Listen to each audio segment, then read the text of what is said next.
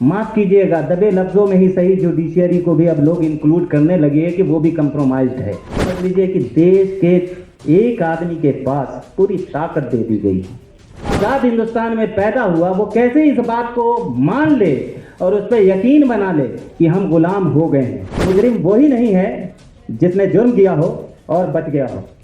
मुजरिम वो भी है, चाहे मैं हूं चाहे आप हो, जिसने उसके जुर्म को देखा और खामोश रह गया। आखिर हमारे सरों पे ऐसे लोग कैसे राज करने लगे जिन्हें जेल में होना चाहिए और वो बाहर है।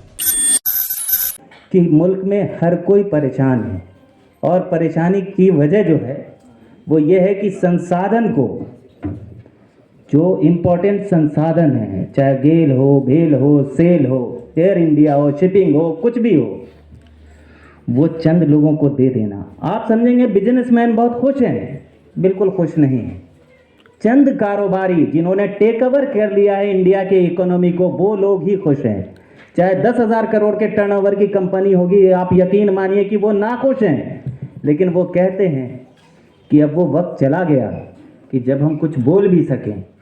ब्यूरोक्रेसी खुश है? नहीं खुश है। वो कहते हैं कि अब वो वक्त चला गया कि हम कुछ कह भी सकें। जो एजेंसी का यूज़ करते हैं, ईडी, सीबीआई, आईटी की बात करते हैं, माफ़ कीजिएगा, दबे लफ्ज़ों में ही सही, जुडिशियरी को भी अब लोग इंक्लूड करने लगे हैं कि वो भी कंप्रोमाइज्ड है। और वो है किसके ऊपर कंप्रोमाइज्ड? आप डिक्टेटरशिप नहीं कहिए, ऑटोक्रेसी कहते हैं ना। ये समझ लीजिए कि देश के एक आदमी के पास पूरी ताकत दे दी गई है। तो आज के वक्त में हम उस हिंदुस्तान में खड़े हुए हैं। लेकिन एक, आप लोग घरों में चिड़िया पालते होंगे, पिंजड़े में देखा होगा, तो वहाँ प्रोडक्शन भी होता है। तो आप देखेंगे कि जो बच्चे होते हैं छोटे छोटे, उनको पता नहीं होता है कि आज़ादी भी कोई चीज़ होती है। वो पिंजड़े में ही बड़े होते हैं, पैदा होते हैं, बड़े होते हैं और फिर मर जाते हैं।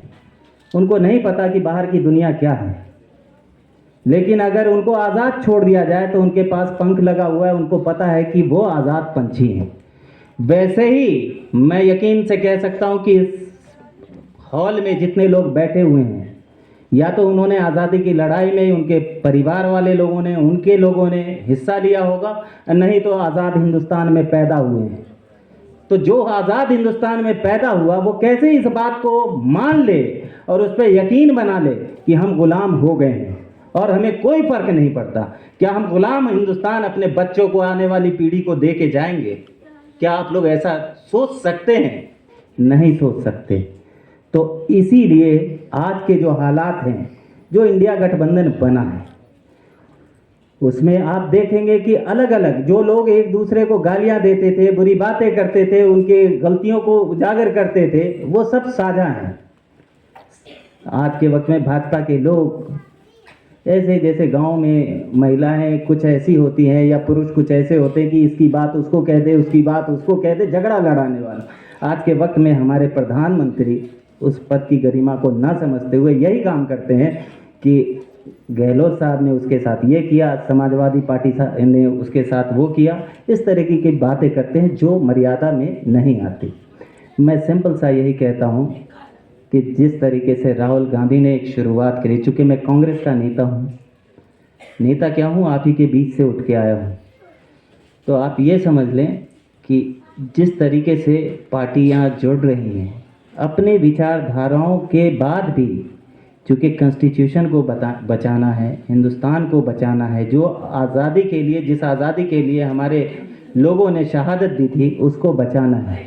और इन सब में हिस्सेदार हमको और आपको सबको बनना पड़ेगा।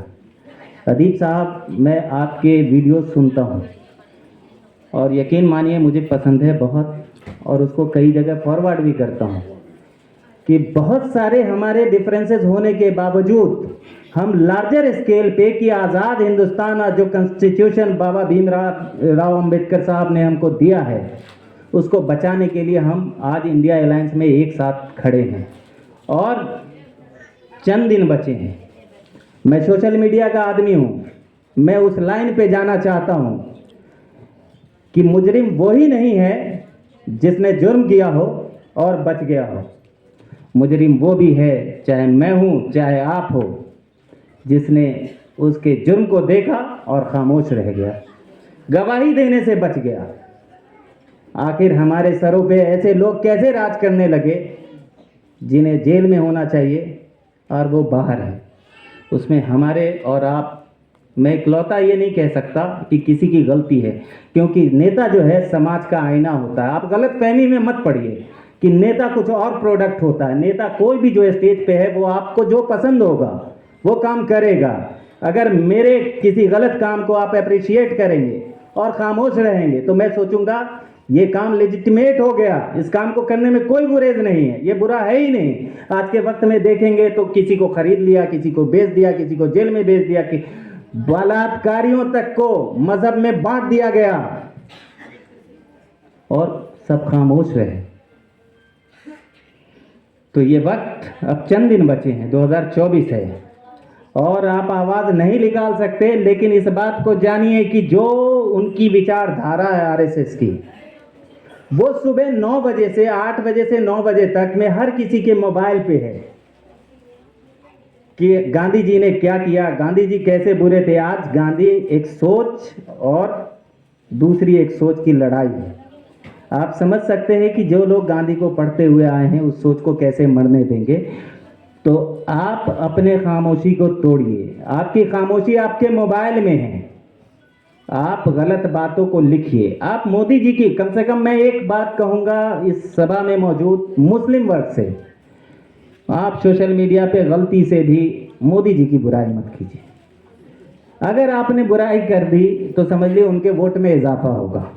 तो जिसका जो काम है वो करे। आप देखिए कि 80% के लिए जो झगड़ा कर रहा है आप उसकी बुराई नहीं कीजिए। देखिए 20% को कौन टारगेट कर रहा है, आप उसको संभालिए। 80% को संभालने वाले बहुत सारे लोग हैं जो संभाल लेंगे। मैं अपनी बात को यहीं पे विराम दूंगा और आप तमाम लोगों को यहाँ आने के लिए शुक्रिया। तहसीन साहब, जो आपने एक शुरुआत करी है, जो अलायंस को वाकई आपने इस्टेब्लिश करने की कोशिश किया है, इसके लिए सोशलिस्ट पार्टी ऑफ इंडिया के तमाम पदाधिकारी, मेंबर्स, सभी लोगों को मुबारकबाद। और मुझे बुलाया यहाँ और बोलने का मौका दिया, उसके लिए बहुत बहुत शुक्रिया। अस्सलाम वालेकुम।